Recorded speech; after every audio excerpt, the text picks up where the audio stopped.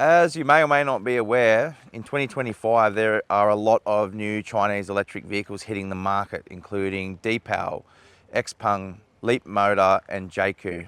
And now Geely wants to have another crack at the Australian market. So if you're not familiar, Geely's the brand that owns Volvo, Polestar, Lotus, Proton and quite a number of others. They've been a big force in the Chinese market since the early 2000s. With this, the EX5, they're aiming to get a slice of the electric mid-size SUV market in the more affordable range of around $40,000 to the mid $55,000 mark. With the EX5, Geely's using a new GEA platform. So for reference, the Lotus Electra and the Zeekr use the SEA platform. So this is a more affordable front-wheel drive based one. Now this model we have here is called the Inspire.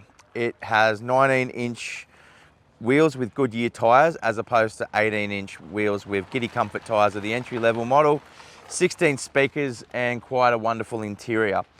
The exterior features soft highlights, almost reminiscent, I suppose, of a Honda ZR-V or Porsche Macan, but it's in the boot where you'll find some of the storage highlights of this vehicle. There's a two-stage floor, which we can lower down here, and it lifts up to reveal a huge storage compartment here. No sign of a spare tyre though, but there is a subwoofer here as part of the Inspire 16 speaker sound system. I'm inside the Geely EX5 Inspire, the top of the line model now, and the dash design is very modern and minimalistic with a floating console underneath and this very driver oriented center console here. There is a wireless charging pad. It looks like two, but one is just to hold the phone for the passenger. Center console storage and cup holders here as well. If you're wondering what this knob here is, it's not the drive selector, that's on the steering wheel. So this is by default your media volume, but you can actually assign other things from the menu to this it's sort of like a shortcut button, so think of it that way. Next to which you have a couple of climate switches as well and ventilation, which is adjustable by hand. You don't have to go into the screen. Now, speaking of the screen, this is a 15.4 inch. It doesn't swivel like on a BYD, but it's very crisp, and you can also do things like turn on your seat massaging, which in this car, I've got to say, it's got one of the best massages I've ever had in a car. So it's got that going for it. Right in front of me, I've got a 10.25 inch display. It's nice and clear. And in addition to that, I've got a heads-up display right in front of me. These speaker elements here are part of the car's 16 speaker system, and you'll probably notice some perforated elements in the headrest here. That's because there are speakers mounted inside, which means that you can actually isolate sound to one seat. The back seat area of the EX5 is a major highlight, and that's because it's so roomy in here. One of the reasons for that is because of this flat floor area afforded by the new GEA front-wheel drive platform. There's nothing that has to run underneath here to impede your legroom, and headroom is also very good for something with a panoramic sunroof here on this Inspire model. There is rear ventilation, storage, and USB A and C ports as well as drink bottle storage in the doors here. It's a pretty comfortable place to be, so rear passengers will definitely appreciate the EX5. If you're hoping to see some front-end storage from the EX5, you may be disappointed. Because of this front-wheel drive platform, all we have under here is drivetrain hardware. Now, Geely says the drive unit in this car is one of the most compact in the business. It generates 160 kilowatts and 320 Newton meters and can spin up to 16,500 RPM.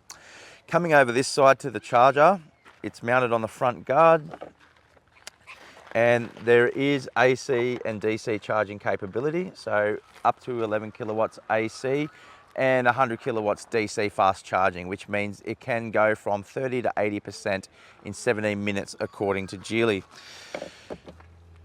Geely's ambitions for this car are grand, so they are hoping that this re-establishes them in a position where in 10 to 15 years they'll still be around, and they're doing that through a dealer network that they're establishing, as well as 3 years complimentary servicing and 1 year subscription to ChargeFox for free charging. Whilst they're tight-lipped about their product plans at the moment, the Radara RD6 Ute is something we're expecting to appear on the horizon soon. Is that going to be enough to win over customers? Let's take it for a drive to find out.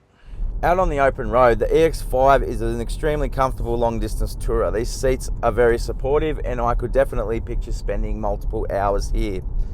The steering is firm and direct and has benefited from Geely's Australian tuning program. You can tell they've put quite a lot of work into the way this thing steers as well as the way it rides and handles. It's not an outright sporty vehicle, so we need to keep that in mind right off the bat. But it's composed and competent around corners. Definitely wouldn't say it's engaging, but that's not the kind of demographic they're chasing with this car. The good news is if you do need to overtake, that 160 kilowatts and 320 Newton meters is on reserve like that. So in most scenarios, you can dispatch with a slow Caravan quite effortlessly.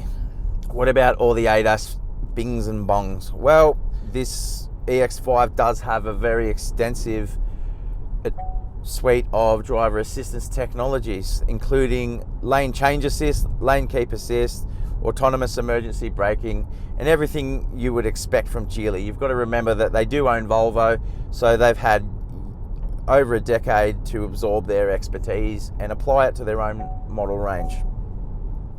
In reverse, the cameras and rear cross traffic alert are very effective. Now, last time Geely was in Australia, it was the late 2000s. They had the MK sedan, which was pretty ordinary, but then the entire Chinese industry was only in its infancy back then and weren't producing very good cars. My, how things have changed in the last 16 years.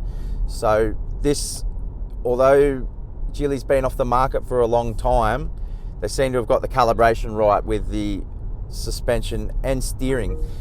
So for families after families that are after a reasonable, very spacious, very comfortable electric family SUV, this might well be the one to pick. My consumption is at 14.4 kilowatt hours per 100 kilometers, which is very good. And it's worth bearing in mind, this only has an LFP battery, which has been extensively tested for safety. It's been submerged, stabbed, set on fire, and they were still able to put it in a car. There was no change in the size of the battery, and it was able to power the car still. So that's quite impressive. It does have quite a funny ice cream truck sound to it at low speeds to warn pedestrians. The novelty of that might wear off, but I'm sure it's possible for Geely to change that one.